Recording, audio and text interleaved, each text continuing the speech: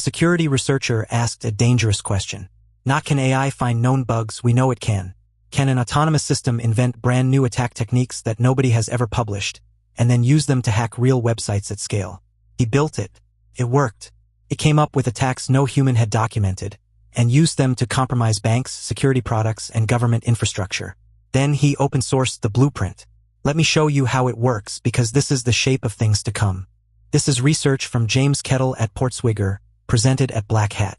He calls it the HTTP Terminator, and it hunts for a class of bug called HTTP desync. Quick version. A desync is when the proxy in front of a website and the server behind it disagree about where one request ends and the next begins. Get that disagreement right, and you can smuggle part of your request onto the next visitor's connection and hijack their traffic. Nasty, powerful, and historically very hard to find. That's the part he handed to a machine. Here's the clever part.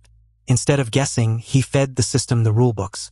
The actual HTTP and email specifications, 138 of them. The system chopped them into 15,000 tiny fragments of technical language, and from those it generated about 30,000 unique desync vectors. Brand new attack ideas derived straight from the ambiguous corners of the spec. Then it tested them live, around the clock, against real targets, watching for any sign that a server got confused. One vector stood out. It came from a single obscure line in the spec about a content type called multipart byte ranges, a rule that was only ever meant for server responses. But some servers share the same parsing code for requests and responses, so they misapplied a response rule to an incoming request and desynced. That one AI-surfaced idea exposed more than 200 different websites in his target set, including an American bank. One concept derived from the rulebook, breaking many different systems at once. Before he'd even finished the weaponization system, he shared one trigger with a collaborator who ran a scan and got a working attack on multiple sites, including an airport. It exposed internal staff panels with flight, passenger, and luggage details. To be precise, and Kettle is careful here, he can't name the airport. The screenshot is a mock-up, and the underlying flaw traced back to an F5 big IP device. But sit with it. A brand new attack, invented by a machine from a spec document, reached the back office of an airport. Now the part that should make you think. When Kettle tried to wire the agent into the high-volume attack tool, the model refused. It literally said, "I can't help you automate this against real targets because it materially increases offensive capability." So he cheated. He controls the agent's entire world.